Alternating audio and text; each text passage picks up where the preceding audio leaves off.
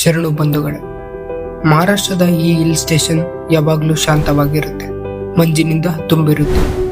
ನೀವು ಮಳೆಗಾಲದಲ್ಲಿ ಬಂದ್ರೆ ಜೀವನದಲ್ಲೇ ಮರೆಯೋದಿಲ್ಲ. ಭಾರತದ ಮೂಲೆ ಮೂಲೆಯಿಂದನೇ ಬರ್ತಾರೆ ಈ ಸ್ಥಳನ ಸವಿಯೋದಿಕ್ಕೆ, ಈ ರೈಲಿನಲ್ಲಿ ಪ್ರಯಾಣಿಸೋದಿಕ್ಕೆ. ನಿಮಗೆ ಪ್ರಾಮಿಸ್ ಮಾಡ್ತೀನಿ, ಮತ್ತೆ ನಾ ಈ ಮಡಿಲಿಗೆ ಬರ್ತೀನಂತ. ಅದೇ Matheran hill station.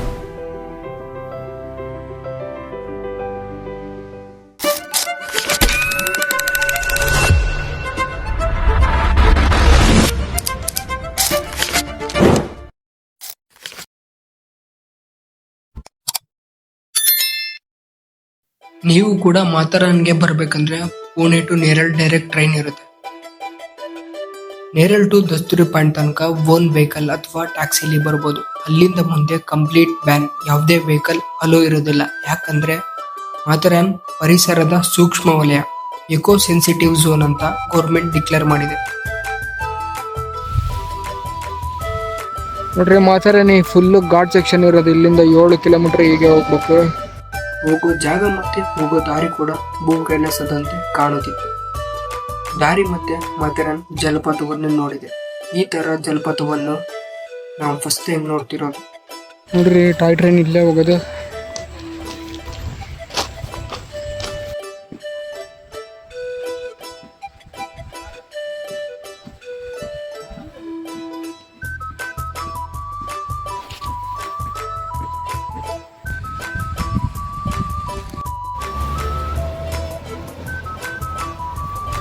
Toy train track ಕಾಣ್ತಿದೆ, ಹಿಂಗೆ ಹೋಗೋದು.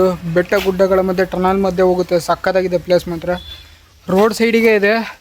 ಬನ್ನಿ, ಹಂಗೆ ಬಂದರೆ ನಿಮಗೆ ಸಿಟಿ ತೋರಿಸ್ತೀನಿ. ಈ ಘಾಟ್ ನೋಡಿ ಗೆಸ್ ಮಾಡಿ ಮಾಥೇರಾನ್ ಹಿಲ್ ಸ್ಟೇಷನ್ ಹೇಗಿರುತ್ತೆ ಅಂತ. ಯಾಕಂದ್ರೆ ಮಾಥೇರಾನ್ ಸಹ್ಯಾದ್ರಿಯ ಬೆಟ್ಟಗಳ ನಡುವೆ ಇರುವ ಸ್ವರ್ಗ. ಸಮುದ್ರ ಮಟ್ಟದಿಂದ 2625 ಅಡಿ ಎತ್ತರದಲ್ಲಿದೆ.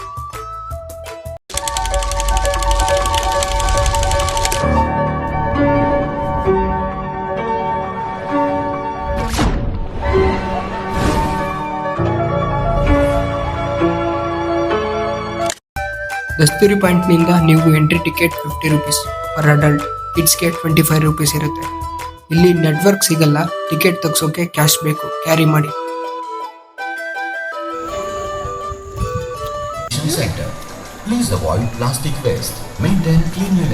ಇಲ್ಲಿಂದ 2 ಕಿಲೋಮೀಟರ್ ಅಷ್ಟು ಟ್ರೈನಲ್ಲಿ ಹೋಗ್ಬೇಕು. ಬನ್ನಿ ಹೋಗೋಣ. ಇಲ್ಲಿಂದ ಹಿಡಿದು ಇಲ್ಲಿ ತನಕ ಅಷ್ಟೇ ಟ್ರೈನ್ ಇರೋದು, ಬಿಟ್ಟರೆ ಕ್ಲೋಸ್ ಆಗಿದೆ. ಯಾಕಂದರೆ ಮಾನ್ಸೂನ್ ಟೈಮಲ್ಲಿ ಕ್ಲೋಸ್ ಇರುತ್ತೆ. Thank you boy, thank you. ನೋಡ್ರಿ, ಟಾಯ್ ಟ್ರೈನ್ ಇಲ್ಲೇ ಹೋಗೋದು. ಈ ಮಾಥೇರಾನ್ ಹಿಲ್ ಸ್ಟೇಷನ್ನ, ಈ ಸ್ಟೇಷನ್ ಏನು ನೋಡ್ತಿದ್ರ, ಇದನ್ನ ಸರ್ ಆಡಮ್ ಪಿರ್ಬಾಯ್ ಇದರ ಓನರ್ ಆಗಿರ್ತಾರೆ. 1907ರಲ್ಲಿ 16 ಲಕ್ಷ ವೆಚ್ಚದಲ್ಲಿ ಈ ಸ್ಟೇಷನ್ನ, ಈ ಮಾಥೇರಾನ್ ಹಿಲ್ ಸ್ಟೇಷನ್ನ ನಿರ್ಮಾಣ ಮಾಡಿದ್ದಾರೆ. ಭಾರತದ ಪ್ರಪ್ರಥಮ ಹಿಲ್ ಸ್ಟೇಷನ್ ಅಂತ. ನೋಡ್ರಿ, ಟ್ರೈನ್ ಟೈಮಿಂಗ್ಸ್.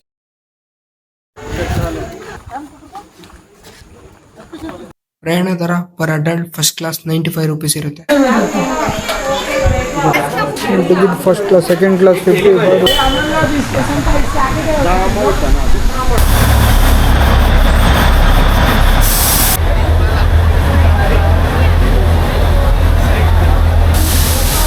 नंबर पे जाके बैठो.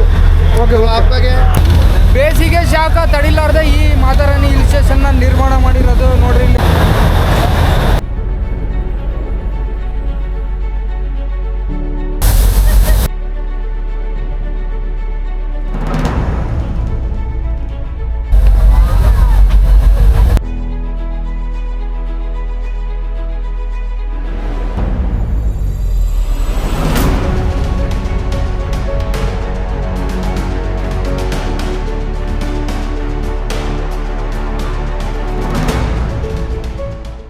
ಇವಾಗ ಟ್ರೈನ್ ಎಲ್ಲಿಗೆ ಬರುತ್ತೆ ಅಂದರೆ ಅಮ್ಮನ್ಲಾರ್ಡ್ ಅಂತ 2 ಕಿಲೋಮೀಟರ್ ಅಂದರೆ ಮಾಥೇರಾನ್ ಮಾರ್ಕೆಟ್ ಒಳಗೆ ಬರುತ್ತೆ. ಈಗ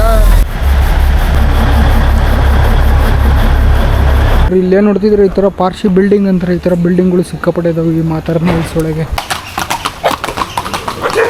ಇಲ್ಲಿಂದ ಅರ್ಧ ಗಂಟೆ ನಡ್ಕೊಂಡು ಹೋಗ್ಬೇಕು. ಲಾಸ್ಟ್ ಟ್ರೈನ್ 5:20ಕ್ಕೆ ಐತಿ. ಅರ್ಧ ಗಂಟೆ ಏನಕ್ಕೆ ನಡ್ಕೊಂಡು ಹೋಗ್ಬೇಕಂದ್ರೆ ಇಲ್ಲಿ ವ್ಯೂ ಪಾಯಿಂಟ್ಗಳು ಇದಾವೆ. ಬನ್ನಿ ಹೋಗೋಣ. ಎಲ್ಲ ಹೋಗೋ ರೂಟಲ್ಲೇ ಇರೋದು ಇಷ್ಟು ಪಾಯಿಂಟ್ಗಳು. Charlotte lake, echo point, honeymoon point, Louisa point, Malang point. ಬನ್ನಿ, ಏನು ಮೇನ್ ಸ್ಟೇಷನಿಂದ ಆ ಕಡೆ ರೈಟ್ ಸೈಡ್ ಹೋದರೆ ಒಂದು ದೇವಸ್ಥಾನ ಬರುತ್ತೆ, ಗಣೇಶನ ದೇವಸ್ಥಾನ, ದೊಡ್ಡ ದೇವಸ್ಥಾನ ಇದೆ ಅಲ್ಲಿ. ಬಟ್ ಅದು ಒಂದೇ ಇದೆ, ಅದು 3 ಕಿಲೋಮೀಟ್ರ್ ಟ್ರಕ್ ಮಾಡಬೇಕು. 3 ಕಿಲೋಮೀಟ್ರ್ ಆಗಲ್ಲ. ನಾನು ಡೈಲಿ ट्रैवल ಮಾಡಿ ಆಗಲೇ ಟೈರ್ಡ್ ಆಗಿದ್ದೀನಿ. और बंटा के गाने के आज भी कितने फैन है बोलो. और बंटा क्या बोलते तुम, नाश्ता पानी करके पियो, चाय में चीनी कम, कोई मारे दम तो कोई चिलम, सबको गा रहे एक ही नाम, बोले बम बम. ದಿನ ಬಿಡಿ ನಿದ್ದೆಗಲ್ಲಿ ಹಿಪ್ಪಪ್ಪನ ರಾಗಲ್ ಟಿಪ್ ಟಾಪ್ ಆಗಲಿ ರೆಡಿಯಾಗಿ ಬಂದೆ, ಕಷ್ಟ ಬರಲಿ ಸುಖ ಬರಲಿ ಮತ್ತಿನ ಸವಾರಿ ಏರ್ಗೆ ಎದುರು ನನಗೆ ನಾನು ಬರೀ ಸಾಕುರಿ ಇಟ್ಟಾಗ್ಲಿದ್ದೀನಿ. ಯಾಕೆ ಹೇಳಿದ್ರೆ ಒಳ್ಳೆ ಕಲ್ಲಾಗೆದ್ದು ಬಿದ್ದು ಮುಂದೆ ಬಂದರೆ ಯಾರು ಕೇಳಿಲ್ಲ. ಮತ್ತಂದ್ರೆ ಟಾಂಟೇರ್ ನುರಿಯೋಕೆಲ್ಲ ಕಷ್ಟಪಟ್ಟರೆ ನಿಂದೆ ಇಲ್ಲ ಸಾಧನೆ ಇಲ್ಲ. ಆಟದ ಬಳ ಏನೇನು ಬಿಡೋದಿಲ್ಲ. ಸುಮ್ಮನೆ ಕೂತ್ರೆ ಸಾಧನೆ ಬರಲಿ, ಯೋಚನೆ ಮಾಡೋಕ್ಕೆ ಟೈಮ್ ಇಲ್ಲ. ಒಂದು ಪೆನ್ ಪೇಪರ್ ಸಾಕು ಡೈಲಿ ಮಾಡ್ತೀನಿ ರಪ್ಪ, ಬೇಜಾರಾದಾಗ ಒಂದು ಗ್ಯಾಪ್ ಮತ್ತೆ ಶುರು ಮಾಡ್ತೀನಿ ರಪ್ಪ, ಒಂದು ಗ್ಯಾಪ್ ಮತ್ತೆ ಶುರು ಮಾಡ್ತೀನಿ ರಪ್ಪ. ಅದೇ ಸಾಲೆ ಲೆಕ್ಕ ಹಾಕಲ್ಲ, ಹಬ್ಬದ ಬೆಳಗ್ಗೆ ಏನು ಕಮ್ಮಿಗಿಲ್ಲ. ದಿನ ಬಿಡಿ ನಿದ್ದೆಗಲ್ಲಿ ಹಿಪ್ಪಪ್ಪನ ರಾಗಲ್ ಟಿಪ್ ಟಾಪ್ ಆಗಲಿ ರೆಡಿಯಾಗಿ ಬಂದೆ, ಕಷ್ಟ ಬರಲಿ ಸುಖ ಬರಲಿ ಮಾಡ್ತೀನಿ ಸವಾರಿ ಏರ್ಗೆ ಎದುರುದಿಲ್ಲ ನನಗೆ ನಾನು ಬರೀ ಏ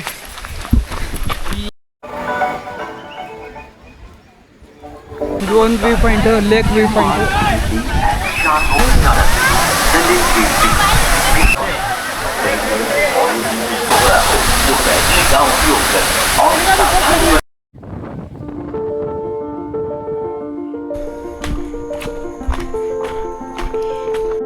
ಗುಂಪು ಜನಗಳ ಮಧ್ಯ ಒಂಟಿ ಸಾಹಸಿಗಾರನ ನೋಡಿ ಖುಷಿ ಆಯ್ತು. ಯಾಕಂದ್ರೆ ಅದರಲ್ಲಿ ನಾನು ಒಬ್ಬ. ಈಗೇನ್ ನೋಡ್ತಿದ್ರು, ಇದು ಎಡ್ವರ್ಡ್ ಪಾಯಿಂಟ್.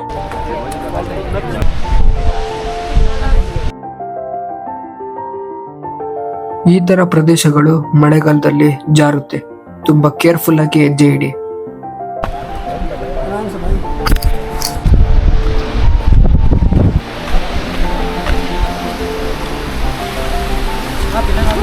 ಎದುರುಗಡೆ ಕಾಣ್ತಿರೋದೇ ರಿವರ್ಸ್ ವಾಟರ್ ಫಾಲ್ಸ್ ನೋಡ್ಬೋದು.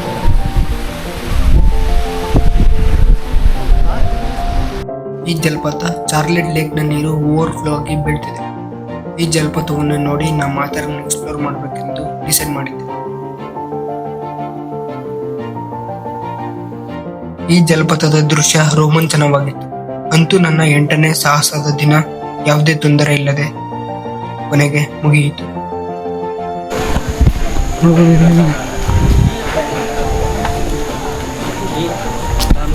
ನಾವೆಲ್ಲ ಇವಾಗ ಅಡ್ಡಾಡ್ತಿದ್ವಿ. ಬ್ರಿಟಿಷರು ಅವಾಗ ಈ ಪ್ಲೇಸ್ಗಳಲ್ಲಿ ಎಕ್ಸ್ಪ್ಲೋರ್ ಮಾಡೋಕ್ಕೆ ಈ ಥರ ಅಡ್ಡಾಡಿದ್ರು, ಈ ಕುದುರೆಗಳಲ್ಲಿ ಅಡ್ಡಾಡಿದ್ರು. ಇಲ್ಲಿಂದ ಎಷ್ಟು ಪಾಯಿಂಟ್.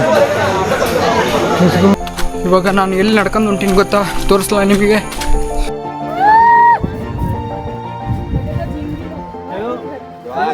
ಗಂಟೆ ಒಳಗೆ ಹೇಗೆ ರೀಚ್ ಆಗ್ತೀನಿ ಅಂತಲೂ ಗೊತ್ತಿಲ್ಲ. ಬಟ್ ನೋಡೋಣ, ಹೆಚ್ಚು ಕಮ್ಮಿ ಆಯ್ತಂದರೆ ಇಲ್ಲೇ ಸ್ಟೇ ಆಗಿಬಿಡ್ತೀನಿ. ಕೊನೆಗೆ ಅದೇ ಮಾಡೋಕ್ಕೆ ಸಾಧ್ಯ. ಯಾಕಂದರೆ ಹೋಗ್ತಾ ರೂಟ್ ಘಾಟ್ ಸೆಕ್ಷನ್ ಏನಾಗುತ್ತೋ ದೇವರಿಗೆ ಗೊತ್ತು. ಆ ಘಾಟ್ ಹೇಳಿದ್ರೆ ಆಮೇಲೆ ಆರಾಮಾಗಿ ಹೋಗ್ಬೋದು. ಹಾಗೆ ನಾನು 2 ಗಂಟೆಗೆ ಸ್ಟಾರ್ಟ್ ಮಾಡಿದೆ ಎಕ್ಸ್ಪ್ಲೋರ್ ಮಾಡೋಕ್ಕೆ. 5ವರೆಗೆ ಮುಗೀತು. ಒಟ್ಟು 8 ವ್ಯೂ ಪಾಯಿಂಟ್ ನೋಡಿದೆ, ಎಕ್ಸ್ಪ್ಲೋರ್ ಮಾಡಿದೆ. 5 ಗಂಟೆಗೆ ಲಾಸ್ಟ್ ಟ್ರೈನ್ ಇತ್ತು, ಮಿಸ್ ಆಯಿತು. No problem. ದಸ್ತೂರು ಪಾಯಿಂಟ್ ವರೆಗೂ ಆಟೋ ಕೂಡ ಅವೈಲಬಲ್ ಇರುತ್ತೆ. ನಾನು ನಿಮಗೆ ಎಲ್ಲ ಹೇಳಿದ್ದಾಯ್ತು. ಸಬ್ಸ್ಕ್ರೈಬ್ ಮಾಡ್ರಿ. ಈ Matheran hill station complete explore ಮಾಡೋಕ್ಕೆ 2-3 ದಿನ ಬೇಕು. Hidden spot, museum, water falls, mountain views, lake, ಒಟ್ಟಾರೆ 36 ವ್ಯೂ ಪಾಯಿಂಟ್ಗಳಿದಾವೆ.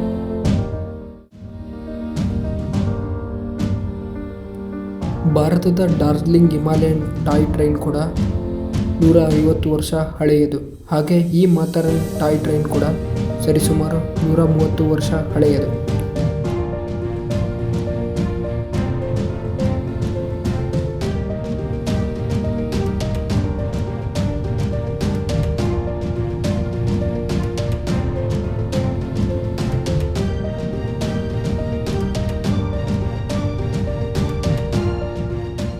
ವಾಪಸ್ ಆಟೋಗೆ ಹೋಗೋಣ.